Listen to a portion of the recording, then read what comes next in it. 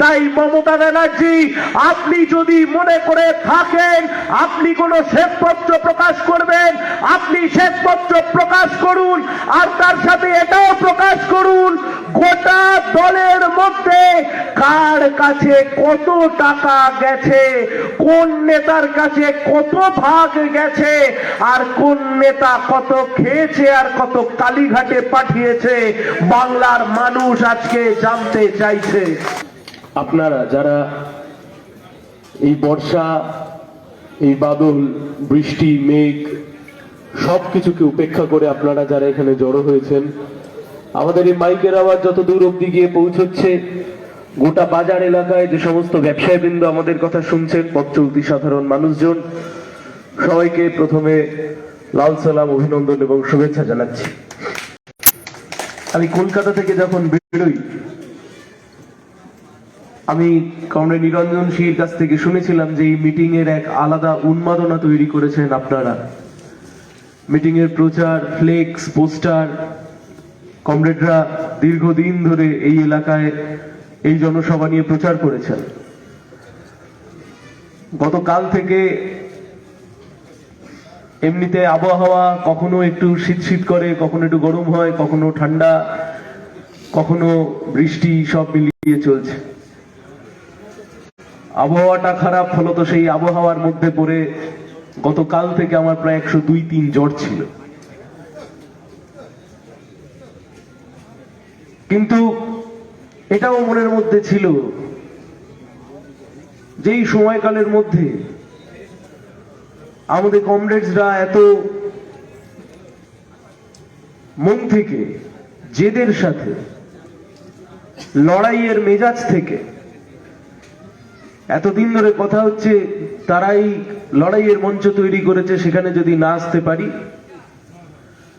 তাহলে নিজে নিজের একটা অপরাধ ভোগে ভুগব।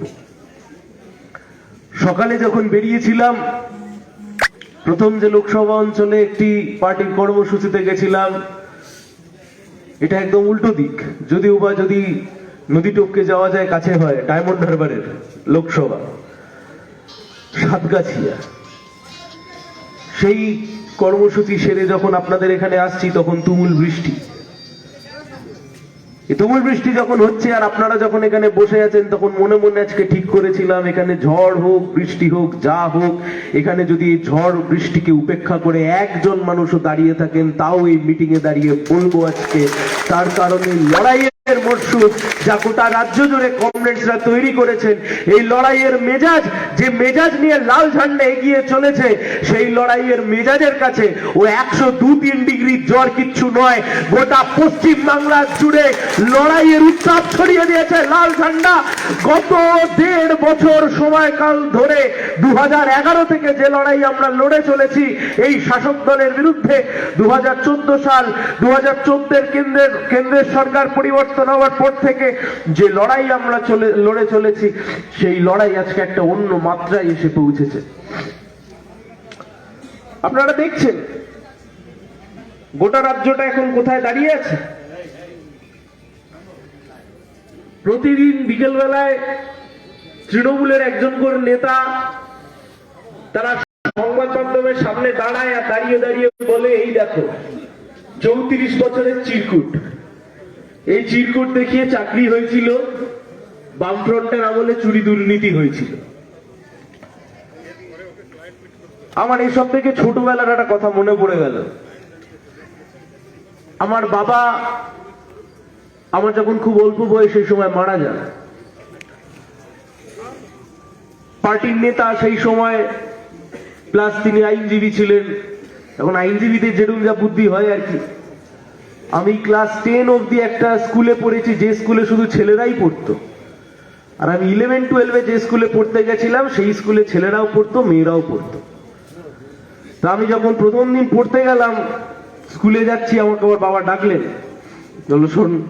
আমি গেলাম, কি হয়েছে? বললো শোনো, এতদিন তুমি শুধু পড়তে, তোমার পাশে ছেলেরা বসতো, আজ থেকে মেয়েরাও বসবে। একটু প্রেম ভাব ভালোবাসা হলে হতে পারে, কিন্তু তুমি যদি কোনো মেয়েকে কোনো চিঠি লেখো, তাহলে চিঠির শুরুতে তুমি লিখবে, তোমার চিঠির উত্তরে আমি জানাচ্ছি। আমি বললুম আমি এটা কেন লিখবো? বললো যাতে মেয়ের বাবা যদি এসে আমাকে কোনোদিন ধরে যে আপনার ছেলে আমার মেয়েকে চিঠি দিয়েছে, আমি যাতে পাল্টা বলতে পারি না না ওই তো লেখা আছে আপনার মেয়ের চিঠির উত্তরে আমার ছেলে উত্তর দিয়েছে। আমি প্রতিদিন তৃণমূলের নেতাদেরকে এখন দেখি আর আমার বাবার কথা এখন বারবার মনে পড়ে।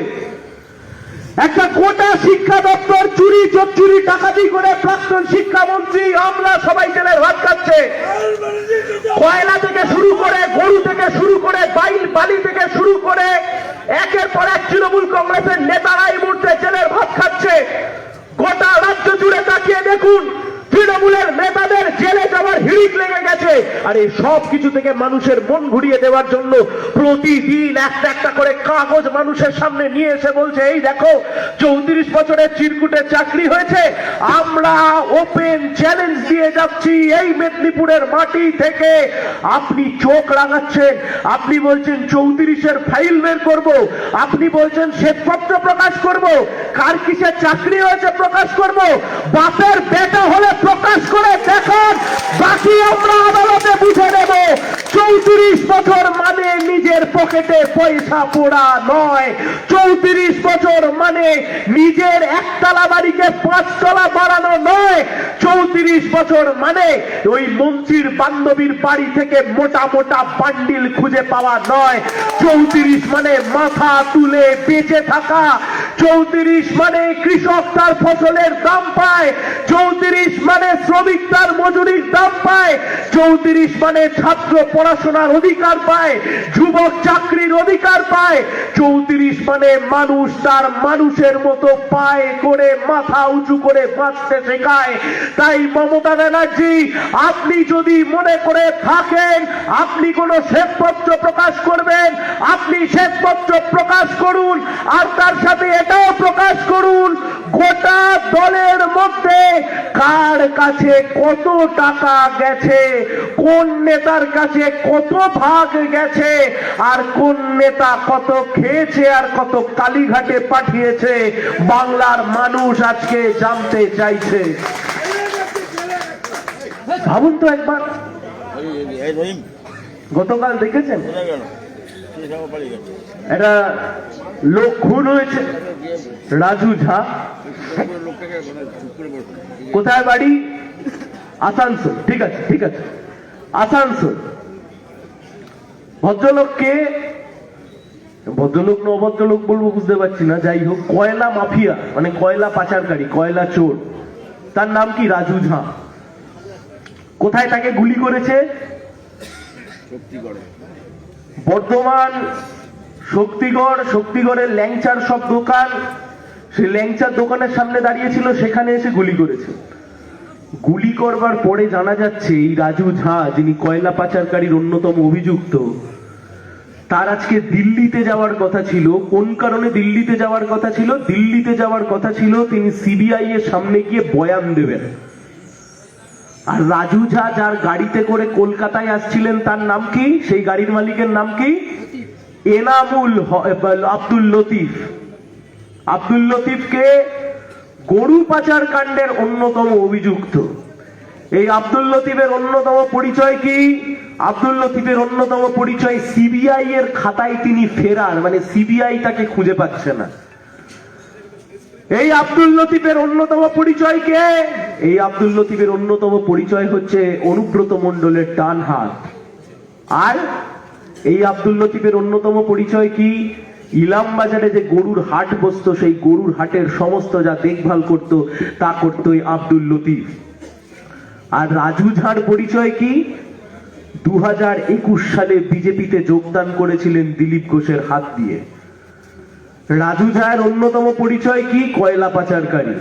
তাহলে দাদা কেমনটা দাঁড়ালো?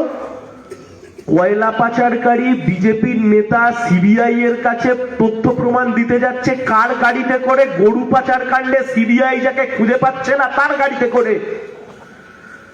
বিজেপির নেতা দিল্লিতে যাচ্ছে কার গাড়িতে করে? অনুব্রত মণ্ডলের ডান হাত লতিফের গাড়িতে করে। বাংলার মানুষের মাথায় কি ব লেখা আছে নাকি?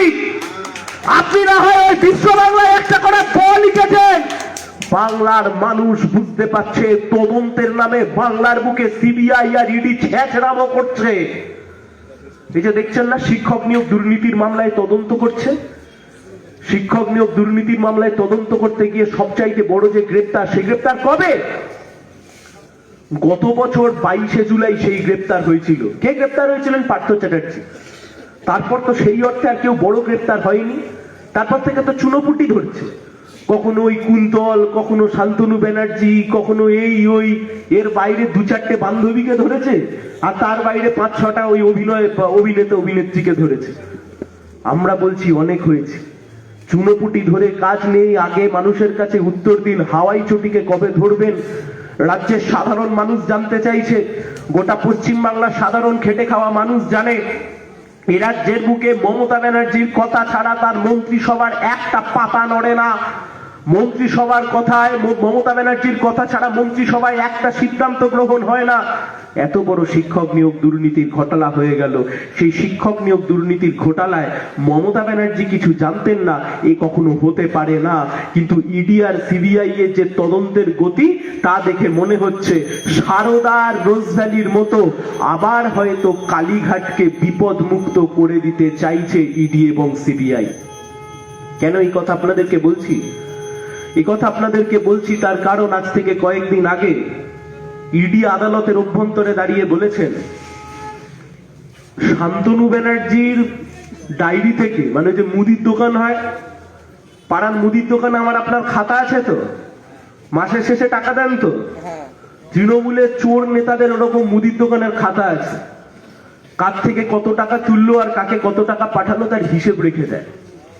শান্তনু ব্যানার্জির 2টো মোবাইল ফোন সিজ হয়েছে, আর তার খাতা থেকে যার নাম উঠে এসছে, আদালতে দাঁড়িয়ে আইনজীবী বলছে এক বিশাল বড় প্রভাবশালীর নাম উঠে এসছে, কিন্তু আমি তার নাম আদালতে নিতে পারবো না। কেন নিতে পারবেন না? বাংলার মানুষ আমরা জানি কোন সেই প্রভাবশালী ব্যক্তি, পশ্চিম বাংলার মানুষ আমরা জানি কোন সেই প্রভাবশালী ব্যক্তি যার নির্দেশে গোটা পশ্চিম বাংলা জুড়ে এতগুলো চুরি হয়েছে, দুর্নীতি হয়েছে। আজ থেকে কয়েকদিন আগে একটা প্রোগ্রাম ছিল একটা মিডিয়ার, দুপুরবেলায় কি আর বলবো, আমাকে বললো ভাই তুমি এসব দেখে কি মনে করছো? আমি এসব দেখে একটাই মনে করছি, আজ থেকে কয়েকদিন আগে উচ্চ মাধ্যমিক পরীক্ষা শেষ হয়েছে, উচ্চ মাধ্যমিক পরীক্ষায় যারা প্রথম, দ্বিতীয়, তৃতীয় হয়, রেজাল্ট বার করবার পরে তাদের হাতে ছায়া প্রকাশনী একটা বই ধরিয়ে দিয়ে বলে আমি সকাল থেকে রাত অবধি রায় মার্টিনের প্রশ্ন বিচিত্রা আর ছায়া প্রকাশনী পড়ে বড় হয়েছি। তৃণমূলের নেতারা জেল খেটে বেরিয়ে আসবার পরে ওদের হাতেও একটা করে অমন বই ধরিয়ে দেবে, পিসি এবং ভাইপো সম্পাদিত চোর বিচিত্রা, কিভাবে চুরি করতে হয়, কিভাবে ইডি সিবিআই কে ফেস করতে হয়, কিভাবে ইডি সিবিআই এর সামনে যেতে হয়, কিভাবে চুরি করবার পরেও নির্দ্বিধায় গলাবাজি করতে হয়। ওই যে মমতা ব্যানার্জি বলছেন না, বলো কি এ নন্দলাল, ওই যে দেখেননি, বলে নন্দলাল, হে নন্দলাল, তোমার দলের মুখপাত্র এখনো চোর কুনাল। হ্যাঁ, আদ্য প্রান্ত একটা চোর, চিটিংবাজ, জেল খাটা আসামি, সে সিপিআইএম এর সার্টিফিকেট দেবে, লাল ঝান্ডা সার্টিফিকেট দেবে, 5 পয়সা চোর জেল খেটে আসা সারদার কুলাঙ্গার ও পদ্ধতির সার্টিফিকেট দেবে। প্রতিদিন বিকেল বেলায় সাংবাদিকদেরকে ডেকে একটা করে চিরকুট দেখিয়ে বলবে ওই করেছে তাই করেছে। বাপের বেটা হলে আদালতে আসুন, বুঝে নেব আপনার কত ক্ষমতা আর আমাদের কত ক্ষমতা। আজ থেকে কয়েকদিন আগে একটা সাংবাদিক সম্মেলন করেছে, করে বলেছে আমাদের নেতা, রাজ্য কমিটির সদস্য শতরূপ ঘোষ, বলে ওই গাড়িটা কেন চড়ে, ওই গাড়িটা কি করে কিনেছে? তা শতরূপ ঘোষ বলেছে যে আমি গাড়ি কিনিনি ভাই, আমার পয়সা নেই, আমার বাবার পয়সা ছিল, আমার বাবার বয়স হয়ে গেছে, আমার বাবা আমার নামে গাড়িটা কিনেছে। কুণাল ঘোষের খুব রাগ হয়েছে। আমাকে একজন সংবাদ মাধ্যমের কর্মী এসে জিজ্ঞাসা করলেন যে সায়ন, এরকম কুণাল ঘোষ শতরূপ ঘোষের গাড়ি নিয়ে কি বলেছে, তুমি কি বলবে? আলো শোনো, শতরূপ ঘোষ যে গাড়িটা কিনেছে ওটা টাকা দিলে আমিও কিনতে পারবো, শতরূপ ঘোষ যে গাড়িটা কিনেছে ওটা আমি ভাড়াতে চড়তে পারবো, কিন্তু কুণাল ঘোষ যে গাড়িতে উঠে বাজিয়ে বাজিয়ে বলতো মমতাকে গ্রেফতার করতে হবে, ওই পুলিশের প্রেজেন্ট ভ্যানে টাকা দিয়ে ওঠা যায় না, ওর জন্য চুরি করতে হয়, চিটিংবাজি করতে হয়, আর ক্যাম্প করা তৃণমূলের নেতা হতে হয়।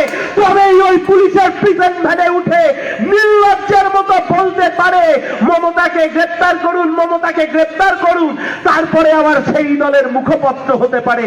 এদের কাছ থেকে নীতি নৈতিকতার জ্ঞান শিখবো আমরা?